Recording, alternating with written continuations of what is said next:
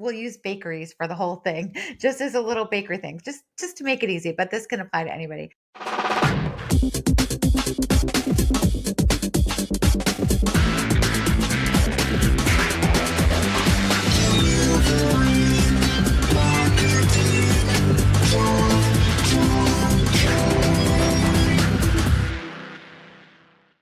Hey there, and welcome to a brand new episode of Delivering Marketing Joy. I am your host, Kirby Hassman, and joining me today is a repeat rock star. She's an author, a repeat author, by the way, and she's got a new book out. It's the author of the new book called The Art of Small Business Social Media. Peg Fitzpatrick, thanks so much for joining us. Thank you for having me back. Absolutely, absolutely. I'm so excited to dive in today. I think it's something that a lot of us are trying to do our best with, and sometimes doing well, and sometimes struggling with. So, you wrote this. So, what inspired you? I guess that's where I want to start. What inspired you to write The Art of Small Business Social Media? Was there like a gap that you noticed on how small businesses approach social media? Yeah, so when I wrote my first book with Guy Kawasaki, that was The Art of Social Media, Power Tips for Power Users. And that literally was power tips for power users. You couldn't take that book and just learn everything that you needed to know, from the beginning to the end. And so what I heard after that came out from a lot of people that are small business owners saying, I need more. Like I need like the whole thing. So this book, I literally did a brain dump using the years and years that I've been working doing social media and marketing for small businesses.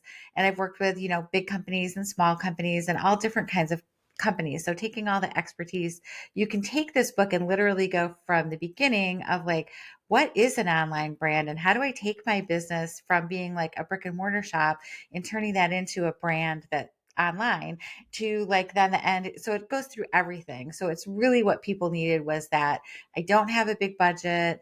I can't afford to hire someone, but I need to still do it, right? And small Yeah, business owners, they wear so many hats, and marketing and social media is not, for most small businesses, is not what their business is. right. They're florists or jewelry designers or, local shops or boutiques. Their main thing is something else. And this is just a thing that they also have to do, as well as payroll and taxes and banking and budgets and there's a million things that small business owners have to do. And then you give them this time consuming thing that if you do it, great. If you don't, you might as well be invisible. Yeah. It's very like scary, right? So this book really, I did listen to small businesses for a long time. And like I said, I really just wanted to dive in and help them because during the pandemic, especially, we saw small businesses close all over communities, all over in my small town, all over the country. If they weren't on social media, people couldn't connect with them. They couldn't share their hours that were changed. They Yeah. couldn't share that they were closed. So people would go show up and then there's a note taped on there saying we're closed today. And it was crazy times. And unfortunately, a lot of small businesses didn't make it. And to me, they're like the superstars, the rock stars of our communities because it's somebody's dream, right? Like they had a dream to open a bakery. And I don't even know, because I'm not the business side of it, like how much money it costs to start up a bakery, but it's a lot. Yeah. It's not just recipes and you cooking. You have to have the space, all the commercial equipment, and then you're also buying all the supplies and all those things. So, it's a very big investment to start most small businesses. Yeah. So this is a piece of it, and I just wanted to share my expertise so they could put it on top of their bakery business or whatever small business they have. Yeah, and you kind of allude to it. Like it's not what most small business owners are trained to do every day. And the fact of the matter Right. is, social media platforms and strategies are constantly evolving. So, hmm do you have any advice for how small businesses, can keep up without feeling completely overwhelmed? Right. So one of the things is, and I talk about this in the book, is that you don't need to be everywhere. You need to just find the main place where your target audience is. So for this podcast, we'll use bakeries for the whole thing, just as a little bakery thing, just to make it easy, but this can apply to anybody. So if you're a bakery, you are a local business, you want you want to attract all the people around your community. It doesn't really matter if you have a big following because it's more important that you have a small following that all stops in to get your special cookies and brownies and cupcakes. That's the most important thing. So, number one, don't worry about like numbers and stuff, but Mm, focus more, like I would say, on Instagram, where you can reach people who aren't your that aren't you're not connected with by using location tags and hashtags and talking about your community, as opposed to Facebook pages, which is virtually impossible to have a Facebook page and reach other people now. You can't even reach all the people who follow your page, let alone other people. So Instagram is still a place where you can post things, people might share it to their stories, people might come into your shop and tag. So a really great thing for small businesses is to have, like, things on their windows with their, where find us on Instagram, or create like really cute little vignettes where people can take photos and share them. Make your location shareable so people love it. So, yeah, so it's kind of finding where people are and not having to be everywhere. So it's really depends on your business, but for this instance, Instagram is a great choice. Yeah, I love that. It is one of those steps that is so important, is finding out where, like, who that perfect customer is, who you're trying to reach, like you said, and then Mhm. where are they? And then, Right. like you said, you don't have to be everywhere. So maybe you just touched on it, but what's a common mistake small business owners make on social media, and how can they avoid it? Well, we'll skip the trying to be everywhere because I Yeah. kind of mentioned that, but that is like they get advice that they should be on every platform, and that's too overwhelming because you really do have Yeah. to engage in comments and messages and things like that. But another mistake that businesses make is not really having a plan, but they're just posting all the time, but they don't have a plan behind it that's going to strategically help their business. So, creating a social media strategy, I say that my book is platform agnostic because it's not a book to be good on Instagram or to be good on the other things. It's a book to know how to build your social media presence. So it's really about creating a plan that works for you. So how many times can you post? Like, creating that plan that's workable for you, so you can batch process some things. So maybe you're not posting every day on, we'll just use Instagram. Say you're going to post 3 times a week on your main feed. You're going to create one reel that's like you baking something, I mean, there's such great content that you can create in a bakery. And Yes. then stories, you're going to show what the specials for the day, people coming in, what sold out already, things like that. So to make it easy on yourself, just create a schedule that works for you and that you can stick with. Because I feel like trying to say you're going to do too much, I'm going to do a reel every day. I'm going to, it gets overwhelming.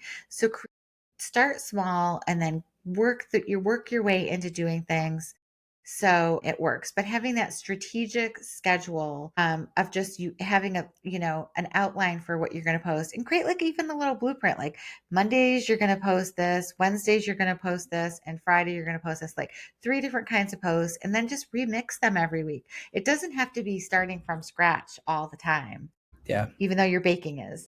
Yeah, right? Yeah, no, I love that. And I, when I'm advising people too, it's like pick a theme sometimes. Hey, Yeah. Mondays are this. Like, so Yep. that you, like you said, you're not completely remaking it every time. And I'm Hmm. reminded of, like, I was talking to somebody one time and they were like, what's the best diet and the or the best workout plan? It's the one you do.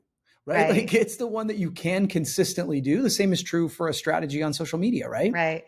And I think the correlation between an exercise program and social media are so relevant. Yeah. That's such a relevant comparison because everybody has the best intentions, and then January 1st, we're all doing it. We're all in. I'm going to work out every day, every single day for like an hour, and then the first week rolls around and people are tired, they're sore, and they're Yeah. like, And I I don't can't have do six this. pack abs yet.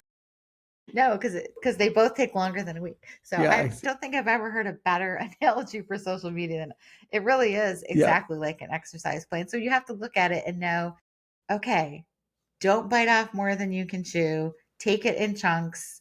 It's better if you start small and go to one yoga class a week, and That's right. then start walking a couple times. It's the same kind of thing. So you're not going to jump everywhere. You're not going to do everything. You're not going to, I'm going to do, I think people do try to bite off too much at the beginning and they get burnt out. Very similarly to exercise, it gets to be too much. They don't plan.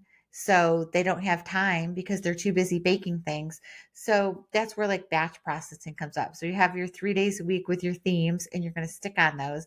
Your audience is going to love it because they're going to tune in every Wednesday to find out, what the new, flavor is for the week, what the new trend is, that what's going to be popular in the shop. So it's kind of taking those three things, making it into a workable plan, but then also not getting overwhelmed. So having a plan does help with that a lot, because if you try to wing it, it does get overwhelming. Then you stop posting and then you're like, well, I can't go back now. I haven't posted. Then you're just like, and also they get frustrated because they think it doesn't work.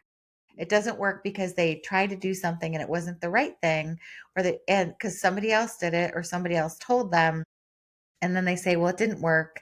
I tried it. And then you ask what they did. Well, I posted for a week and nothing happened, but it takes a lot longer. You have to be really consistent to grow and to get, and it's mostly brand awareness, and getting Yes. people to know who you are and getting people to come in. That doesn't mean that people are going to be placing orders online from every post that you do. It doesn't work that way. Yeah, that's great. Yeah, and yeah, I'm a big believer in fitness and content having a total. There's a lot of correlations there. Okay, so Totally. so final question for you. You're known for creating some visually stunning content. I love following Thank you on you. Instagram. What advice do you have for small business owners who are like, look, I'm not a designer, but I want my social media posts to stand out. I want them to look good. Right. So I use Canva. No shocking surprise there, but I've used Canva for a really long time. And I think that templates are really the way to go for small businesses. But you might say, I don't want something that is like everybody else does. And that is very true. But that's a place where you can go to someplace like Creative Market, which is a site where you can go look up and buy some templates. You can buy Canva templates that aren't the same thing as everybody else is using and put them into Canva, and then you can customize them with your own fonts and your own colors so they look just like your brand and they're not what everybody else is doing. Or there's tons of people that you can hire even to create Canva templates for you. So they're 100% custom and 100% matching without breaking the bank. And then you can reuse those. So you have your 3 days a week that you're going to do. You can have your three themes. You can have like a reel template, and you just remix and reuse them by putting in the fresh photos and the fresh text. It creates really great consistency. And I've done that over time. It used to be that everything on your Instagram had to be like a totally matching grid, and it had to be, you know, perfect all the time. And that those days are past. Even now, Gen Z loves a little bit of a blurry photo. That's a big trend that I see. They're using real cameras and they're Hmm. doing like they're not 100% sharp. They're like on the go kind of fun photos. So things do not have to be perfect anymore, but you do just want to have your brand like theme, and so people know that it's you. You don't have to have your logo on everything, but just, you're sharing consistently. And I think another thing that people don't realize is you just can have like do photos, and you can remix and reuse the same photos and Yes. videos a lot. So you could hire a photographer to come in and do tons of photos for you, and then just keep those and remix and reuse those, recrop them different ways in Canva. You don't have to just use a photo once. I think that's something that people kind of they think, well, I used that photo already. Remix Right. it, reuse it. Nobody knows. Little short clips that you can mix together in different ways in apps.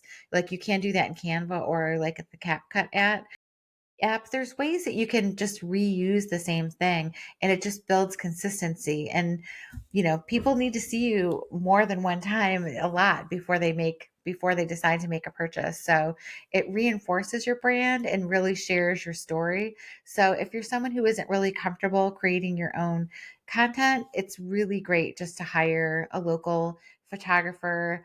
They will shoot things on iPhones. They will create short form videos for you as part of like a photo shoot. And it doesn't have to be, a big, huge, expensive project. You can hire people who are up and coming doing social media. There's a lot of, I mean, even around where I am in New Hampshire, I found multiple people that I could hire to do that exact thing. So if it's where I am, I'm assuming that people that live other places can find it too, because my state's pretty small. Yeah. Well, and I'm just real quickly. I want to get people to tell people where to find the book, but Yeah. I'm curious, just off script a little bit, but I kind of am a proponent that you can post even the same stuff on some Hmm. platforms over and over because we think that everybody's seen our thing, but it's algorithm's not showing it to everybody. No, And so I believe we can repost.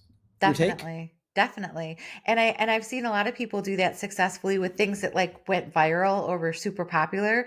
They remix it just slightly and reuse it. I reuse especially video, believe it Yeah, or not, exactly. more than other things because I don't have a huge amount of clips. Sometimes I create my own B-roll, but to be honest, that's not my biggest strong suit. Creating B-roll is a little awkward for me, so I've done a couple classes on it and I follow a couple people to learn it. There's a lot of people to learn from too. Like look on TikTok and YouTube, you can learn a lot of the things you need, but you definitely repurposing and reusing things for sure. I did one photo shoot for my book in July with a really great photographer who created all kinds of stuff. And I've been using just that content almost exclusively since then. So July, August, September, October, November. Nobody was like, I can't believe I'm seeing this again. Right, Like right. it's remixed in a whole bunch of different ways. So it's not like tired and old yet. And I haven't even used all the photos.